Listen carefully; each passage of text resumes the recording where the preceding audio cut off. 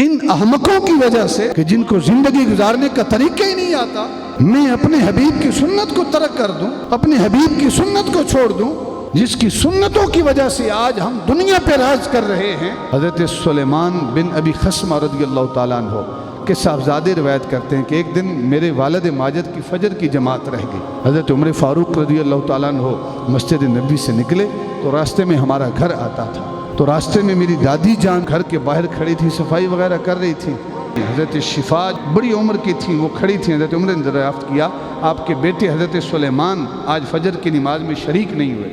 تو دادی جان نے جواب دیا، ساری رات مصلی پہ انہوں نے گزار دی،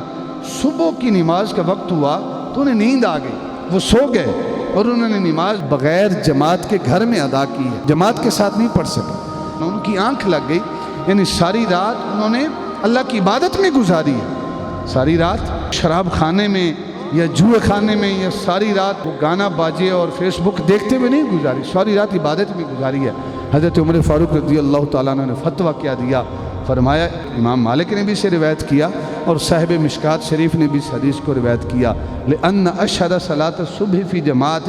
احب الی من ان اقوم لیلۃ۔ حضرت عمر فاروق رضی اللہ تعالیٰ عنہ نے فتویٰ دیا، فرمایا کہ میرے نزدیک اس کا ساری رات مصلی پہ کھڑا ہونا اور فجر کی نماز جماعت سے قضا کر دینا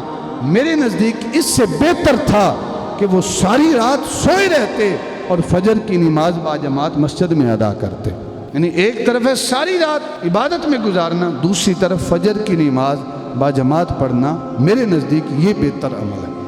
یعنی عشاء کی نماز بھی با جماعت پڑھتے اور فجر کی بھی با جماعت پڑھتے، تو میرے نزدیک یہ عمل بہتر ہے۔ جامع ترمذی شریف کی روایت ہے، سیدنا عبداللہ ابن عباس رضی اللہ تعالیٰ عنہ سے پوچھا گیا کہ ایک شخص سارا دن روزے رکھتا ہے، دن بھر روزے سے رہتا ہے اور رات بھر عبادت میں گزارتا ہے، لیکن وہ جمعہ سئل ابن عباس رجل یصوم النہار ویقوم النہار ویقوم اللیل ولا یشہد جمعۃ ولا جماعۃ، جماعت کے ساتھ نماز نہیں پڑھتا، جمعے کی نماز باقاعدگی کے ساتھ مسجد میں ادا نہیں کرتا، لیکن اس کے علاوہ سارا دن روزے سے رہتا ہے، ساری رات نفلی عبادت میں گزارتا ہے۔ اس کے متعلق اے عبداللہ ابن عباس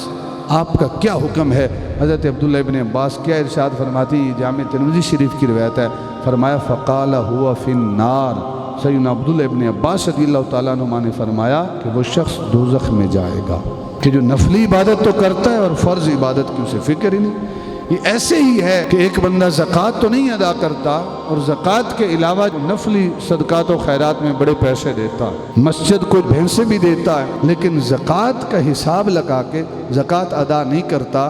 وہ بھی ایسے ہی ہے، یعنی فرض اس نے نہیں ادا کیا اور نفلی صدقات و خیرات میں بڑھ چڑھ کر حصہ لے رہا۔ تو حضرت عبداللہ ابن عباس فرماتے ہیں کہ جس نے فرض نماز نہیں پڑھی،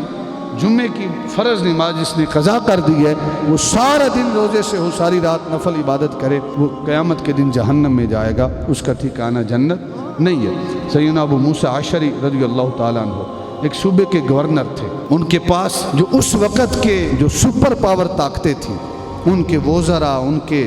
بڑے بڑے فرما رواج جو ہیں وہ ملنے کے لیے آئے۔ حضرت سیدنا ابو موسیٰ اشعری رضی اللہ تعالیٰ عنہ حضور کے صحابی ہیں، جب آپ کی بارگاہ میں وہ پہنچے نا، سیدنا ابو موسیٰ اشعری رضی اللہ تعالیٰ عنہ کھانا کھانے کے لیے بیٹھے، تو ایک روایت میں یہ ہے کہ سیدنا ابو موسیٰ اشعری رضی اللہ تعالیٰ عنہ کے ہاتھ سے لقمہ زمین پہ گرتا ہے، آپ اس لقمے کو اٹھاتے ہیں اور اس لقمے کو صاف کر کے اپنے منہ میں رکھتے ہیں۔ ایک روایت میں یہ ہے کہ جو برتن تھا آپ کے سامنے جس سے کھا رہے تھے، آپ نے اس برتن کو صاف کیا اور انگلی کے ساتھ اس برتن کو صاف کر کے آپ اپنے معاملات طے کرتے ہیں۔ تو وہ جو